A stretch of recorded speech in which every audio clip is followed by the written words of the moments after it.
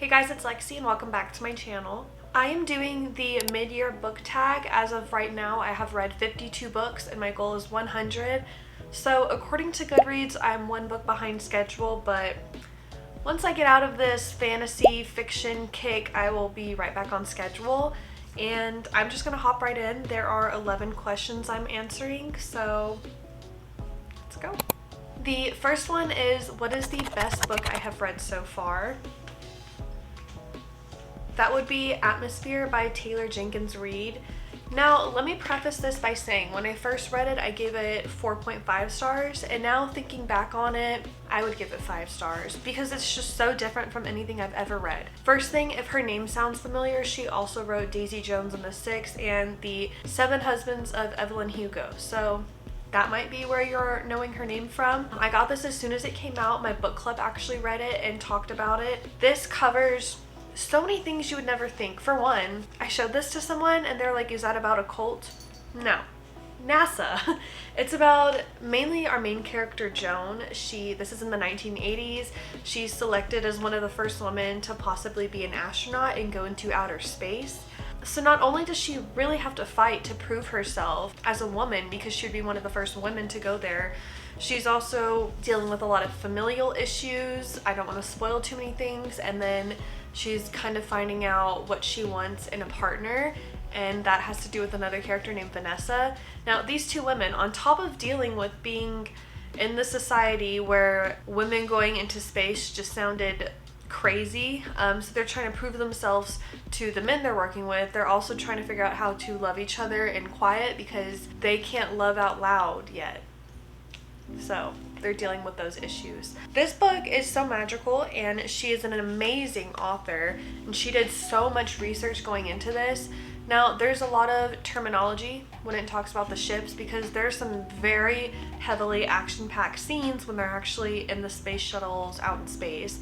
Not to spoil anything, but I didn't quite pick up what was going down, but we had another girl in our book club who is actually, she like works for NASA or something, and we were talking about how none of that made sense to us, and she was like, oh, I understood it, and she said that it was all like almost 100% accurate. So, TJR, 10 out of 10. I learned one of the reasons that she does so much heavy research and just like information gaining going into these books is because I guess like a while ago she had some sort of heat for not researching a topic in one of her books well, so ever since then, if her topic's space, TJR is going to know space. The next question is, what is the best sequel I have read so far? That would be Fearless by Lauren Roberts. Now, when it comes to a fantasy book, it's very rare that I give 5 stars out to fantasies because they just have very high expectations in my mind, especially a sequel. I think this is maybe like the first or second sequel I've ever given a 5-star to. Technically, this is the end of the trilogy, but I had these like goals that I wanted these characters to reach. There's a way that I wanted it to end, and she did all that for me.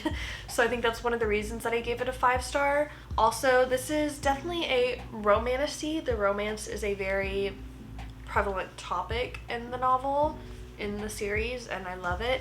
I don't feel like their romance is forced, like she's trying to reach all these tropes. If you know what I'm saying, like a very common denominator in these fantasy novels is the guy is usually tall, dark hair, some dark magic thing going on, something he has that either the girl hates or he hates the girl. Hers makes sense, like she covers it in a way that I'm like, okay, yeah. My memory is not the most fantastic when it comes to just remembering exact plots of books, because sometimes I get this mixed up with like the Rebel Witch series by Kristen Cicerelli, but let me not do that. Anyways, I highly recommend if you want a sort of romantasy to like dip your toe into that's not too overwhelming. I think this is a great series to start with, and her writing gets better and better. If you know a little about the author, the very first book, Powerless, that was like her first debut novel. You see her writing evolve, but it doesn't really change the basis of the story. Like, yes, her writing techniques get better, but the way the stories are written are still the same, so I enjoy that, and that's all I'll say. Highly recommend. New release that I haven't read yet, Say You'll Remember Me by Abby Jimenez. This has been in my TBR cart Since the day it came out, I think I was in Barnes & Noble on a day that happened to be release day for her, and there's like a huge table with just all of Abby Jimenez's books. And I was like, oh, I don't have that because I love Abby Jimenez. So I bought it. It's been sitting on my cart since then. I don't remember when I got this. Like, it's been a few months. Oh my gosh, this is so pretty. I didn't even notice. And it's pink. I don't know why I haven't read this yet. I also don't know, I haven't read the jacket cover where it has like the little summary. Maybe if I do that, that'll get me ready to finally open this book. She is one of my favorite romance authors, so I know I'm gonna love it, and maybe once I need a break from like the heavy fiction fantasy that I'm on right now, this will be a nice break point from that. I didn't realize how like gorgeous this was though. And the end says, "and ends with you." Yeah, I may need to read you next, Miss Girl. Anyways, this one's been collecting dust, but I'll read it at some point. My most anticipated releases for the year. Now, I am not great with keeping up with what's coming out unless it's like very popular on TikTok or I just see posts about it kind of often. I'm not going to remember what's supposed to come out. There are literally only 2 that I remember that I want to read. So the first one is the second part of Ethereal Dreaming by Ava Reed, part of her fantasy series. The second one is a mystery thriller by Michael Stockham called Jake Fox Ties That Blind. So I want to know how that ends, and I want to know what happens next in Ava Reed's fantasy situation. I did also recently see that Sarah J. Maas posted something about her 6th ACOTAR book that's coming out like next year. Of course I want to read that. I don't really know what she's going to do. I assume she's building off of Elaine. Is that her name? Oh my gosh, I forgot. Yeah, her story. So that's on my agenda of things that I want to read. That's it, because I don't remember what's coming out. You know, half the time I walk into Barnes & Noble and there's like a new release section and I think, oh, I forgot I want to read that, and then I just buy it. So that's how it works for me. What has been the biggest surprise? Thick of Fog by Caleb Mason. I won this in a giveaway. So I entered it, I won it. I started reading it. I was like, I'll just give it a try. Let me not judge a book by its cover or the fact that it's a sort of debut author, even though he's written other books. This book is one of my most favorite books ever, and the reason why I saved it for biggest surprise is because, for one, I think I talk about it a lot. Not too much, there's no such thing, but this one was a surprise. Like, going into this, I was like, I'm probably gonna be bored. Was not bored. It's sort of set in this like mystery thriller island called Archer Island, I believe. And there's like murders going on, there's a bunch of romances, there's fighting. It covers every topic under the sun in this little island where everyone knows everyone. So it kind of amps up the sort of craziness of whatever happens. Like if something happens to one person, the whole town knows, and it just feels that much more heavier. I will always recommend this book. It's kind of cozy. Like I can just picture myself around Christmas time cracking this open on a patio when it's a little cool outside. It's funny because I follow Caleb Mason on TikTok, and the other day he posted a video saying like, everyone asks me what I mean by thick of fog, and this is what I mean, and he shows how foggy it is where he lives. So you can definitely see that he knows what he's talking about because he lives where sort of the setting of this book takes place. That's all I'll say about that. If you haven't tried it, give it a try. Next one, what has been the biggest disappointment? I hate to be a negative Nancy, but Miss Girl Frida McFadden 1 by 1, I kind of hated it. My goal is to read every Frida McFadden book, and that includes her older works, which are the ones that I usually don't rate so high. For one, her newer books seem more researched and more realistic, and I think a trend that I see in a lot of her older books like 1 by 1 and Ward D, they just don't seem realistic at all. Like, it doesn't make sense, or it's way too predictable, which kind of kills the plot of a thriller. I remember writing that 1 by 1 reminds me of like a low budget horror movie you used to buy at Redbox, and where everyone just like slowly starts not existing anymore. And it's very, very predictable. So I did not enjoy that. Now, I'm not saying her writing is bad because I still love her to death. I just did not enjoy that story. That's like the only negative book that I have so far. I did start reading Kiss of the Basilisk because, I don't know, I just like heard a lot of stuff about it. I didn't get very far in it and had to stop. The plot is not about what you think is not about anything fantasy, really. Fantasy is the subplot to what's going on in that book, and I don't plan on picking it up again. Favorite new author or new to me? I would say for me, my favorite debut author has been Caleb Mason. He also has a pen name known as Don Trouden, And he also wrote a book called Young Again, co-authored with Valerie McKee, which is a fantastic book as well.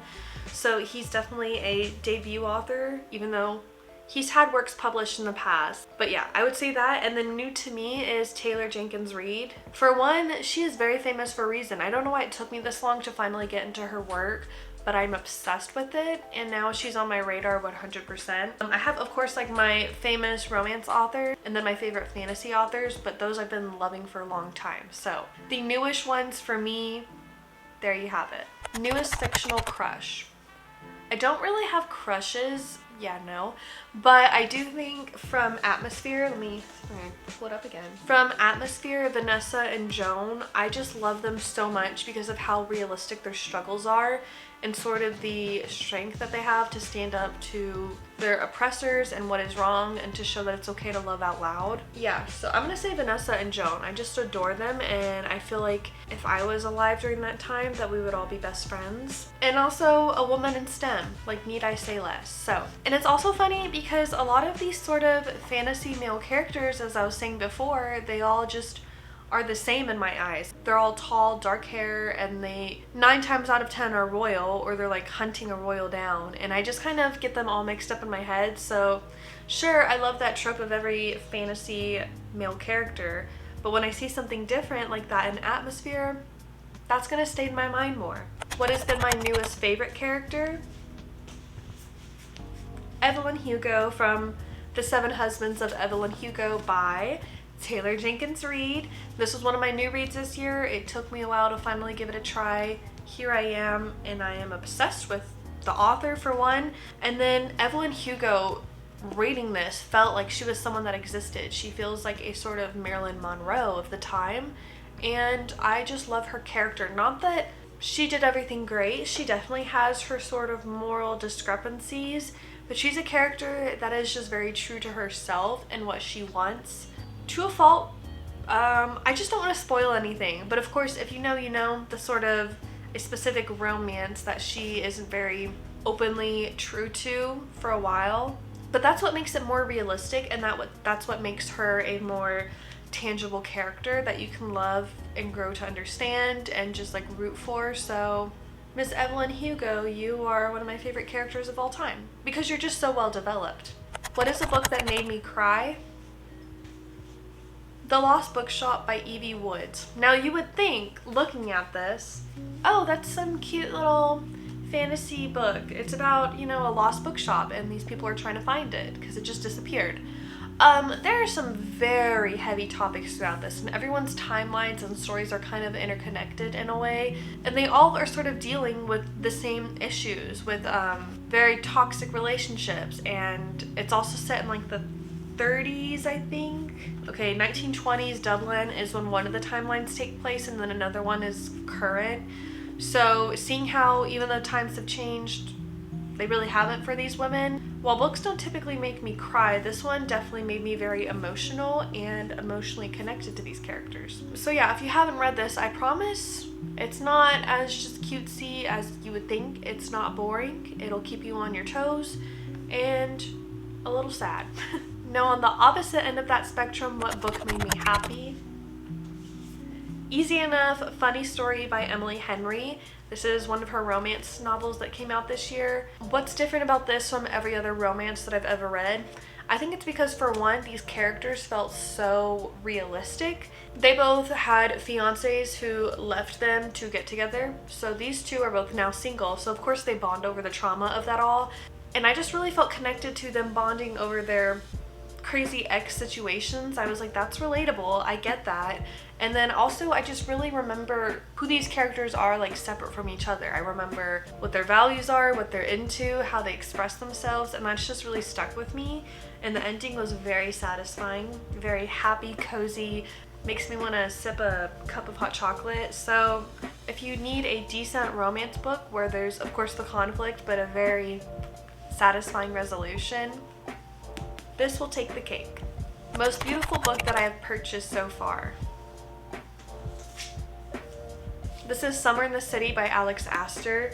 Now earlier when I opened Say You'll Remember Me by Abby Jimenez, that book is stunning too, and maybe once I start reading that, it'll kick this one out of the spot. But to give you a full tour, so it has this gorgeous splayed edge, and then when you open it, now 9 times out of 10, except for what I've just proved today, when you have a hardback, the cover is usually black. I think this is like a beautiful purple, lilac or whatever. It has, I don't really know what this has to do with the story. I don't think it has anything, it's just cute. So this, oh my gosh, this artwork is insane. Insanely gorgeous, might I add. The same in the back. And this is like part of the cover. I think it's stunning. I have it on display right now where the edges are visible to the audience. I might open it up so people can see this because this is super cute. I didn't necessarily rate this book the highest. I think I love Alex Astor as a fantasy author, but not necessarily romance, and that's just my opinion. I still think she's a great author. I just didn't really root for this couple. I think I gave it like 3.5, 4 stars. That doesn't make this book any less gorgeous, and yeah. And the very final question is, what books do I need to read? This is essentially asking what's on my TBR, which is a lot. It's kind of messy too. The ones that have been on there the longest is The Nightingale by Kristen Hanna, The Inheritance Games by Jennifer Barnes, I believe, The Stars Are Dying. Who Are You by? Is that a Chloe? Those 3 have been sitting there the longest, so at some point I'll get to them, including Say You'll Remember Me. And then I've picked up more series that I'm starting. Like I read Done and Dusted by Lila Sage a while ago. It's up there. So I have Swift and Saddled ready to read next. And then part of the Kings of Sin series by Anne Huang. I've had King of Envy for a while. I bought it on the day it came out, and it's just been sitting there. And then I've read The Bridge Kingdom by Danielle Jensen. I've read the first and second, so I have the third one.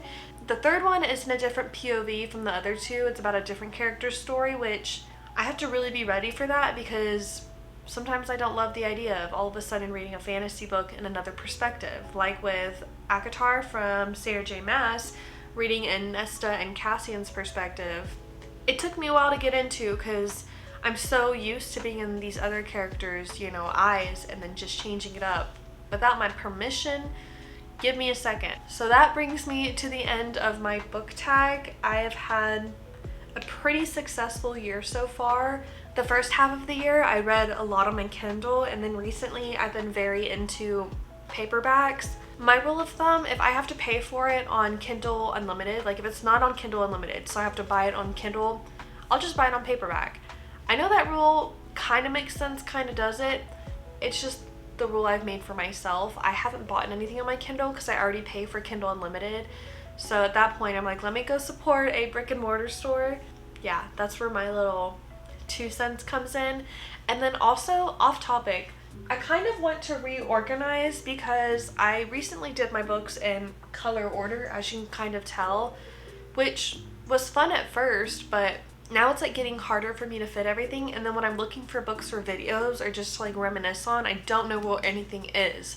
So I don't know if I want to put my books in like author order, title order, or just like random but in sections or genres. I don't know, but I need to figure it out because a lot of my books that have like a major color of black on the title are going down there. And then another issue is a lot of these books, the spine is one color that is completely different from the main cover, and it just doesn't make a lot of sense to me. So I think I'm gonna reorganize it at some point. Maybe like spice up what I look at too. Maybe like every 4 months or so, switch it up so I can change what I'm looking at. We'll see if I ever actually do it. But with that being said, I think this officially brings me to the end of the video. If you have stuck around for this long, thank you so much for hanging on. I just like yapping. And honestly, it's been a while because if you're still here, fun fact, I just started a job at a law firm as like a social media manager. I essentially just make, edit, and post videos for the lawyer I work for on TikTok. So a lot of my editing has been set aside for that. And one of the fun things about YouTube or TikTok for me at the time was editing and making videos. And now that that's kind of become my job, it doesn't feel as fun of a creative outlet for me because I use this creative outlet for work now. I'm trying to just shake my head out of that. I'm trying to remind myself that I got this job because I have this experience in this outlet, and to not let that take away the fun of doing it for myself, you know? Anyways, I will see y'all again later. I will do a July wrap-up hopefully this year. It's been a minute since I've done my wrap-ups, but until then, make sure you check me out on Instagram, TikTok, Goodreads, or my own personal book club. If I can link that here, I will. And I will see you in my next video. Bye, guys.